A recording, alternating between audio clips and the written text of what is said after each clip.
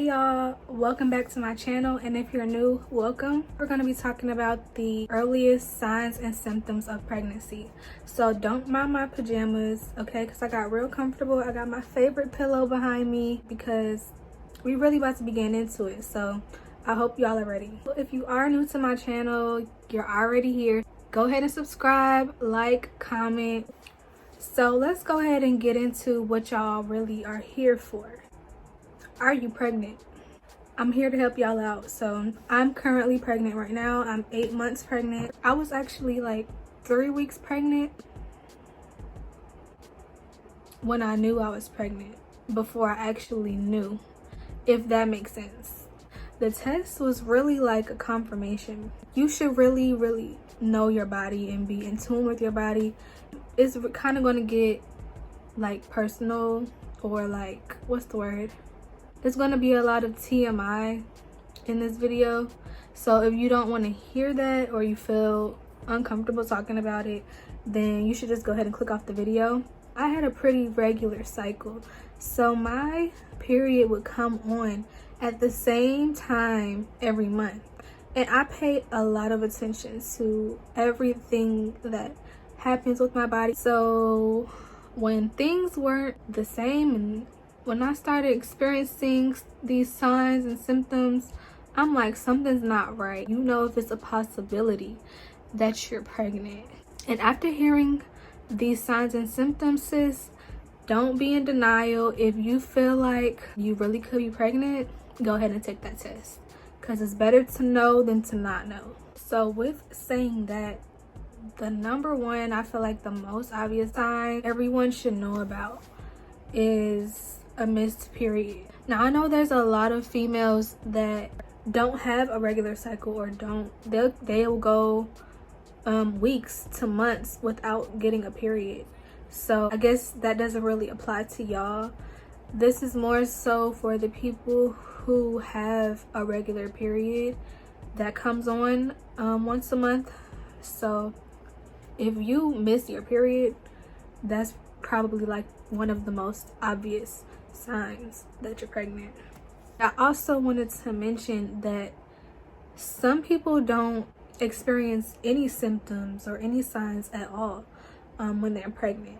All of these things that I'll be talking about are from personal experience and what happened to me. So just because I'm speaking about it doesn't mean that it will happen to you. The next thing that I experienced was no appetite. I didn't feel like the feeling of hunger, if that makes sense. Like, I wouldn't get hungry or anything. I wouldn't have a taste for any type of food. I didn't really want to eat. And so I would literally have to like look at the time and be like, okay, well, I haven't eaten since this time, so I know I need to put something in my stomach, but I don't feel hungry. And thinking about food, it kind of made me nauseous. And I'm like, I don't really want to eat, but I know I need to. Another symptom or sign was low energy. I barely had any energy. Like, I was always tired. I always wanted to lay down.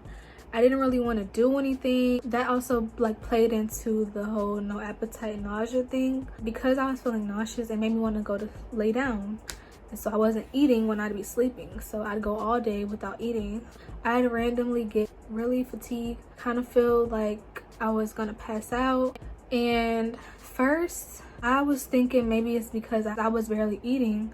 So I'm like, maybe I need to just eat more. You know what I'm saying? That's why I'm feeling like I'm about to pass out. Like, I didn't really think that I was pregnant from that. What actually made me think that I was pregnant or want to take a test was when I started spotting. That's when I knew that I was pregnant. When I started spotting, I knew, like, I had already had it made up in my mind, like, I'm pregnant. Because I don't experience that. Like, when my period starts, it starts. And I actually took a test during my 3rd week of being pregnant. But the test was like a super faint line. The line was there, but barely there. And so that was like no type of confirmation for me. So I'm like, okay, I'm gonna just wait until my period is supposed to start. And if it doesn't come, then I know for sure that I'm pregnant. Another sign was headaches.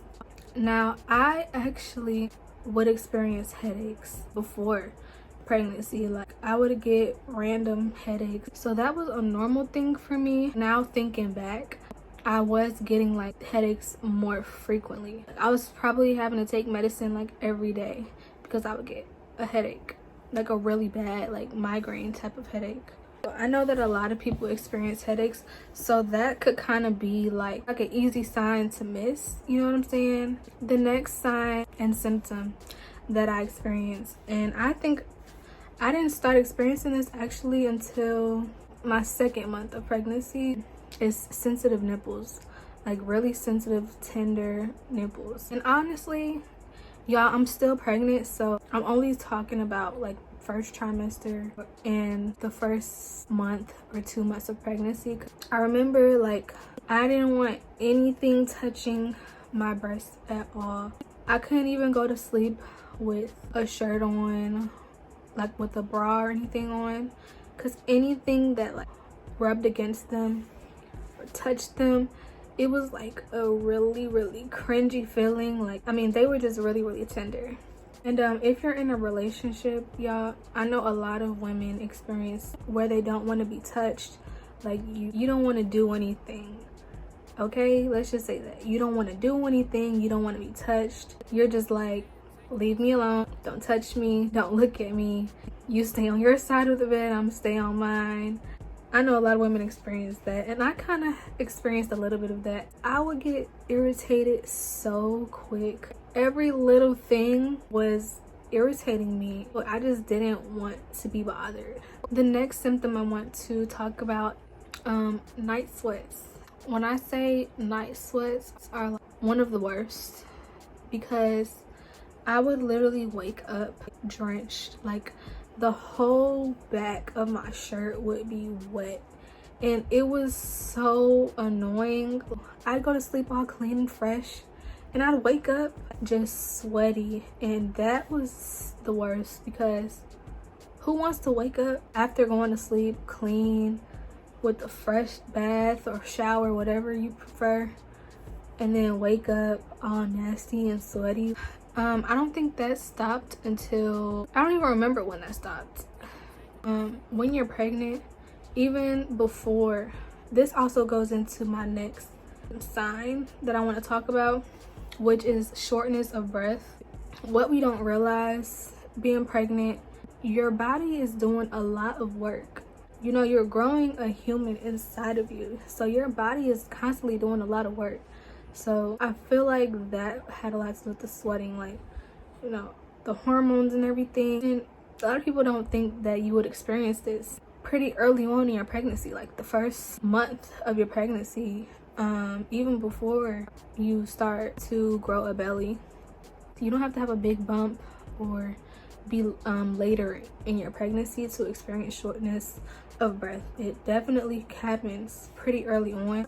I actually experienced that. The next thing I want to talk about, which I kind of talked about a little bit in the beginning, I kind of want to clear up the myth that morning sickness is morning sickness.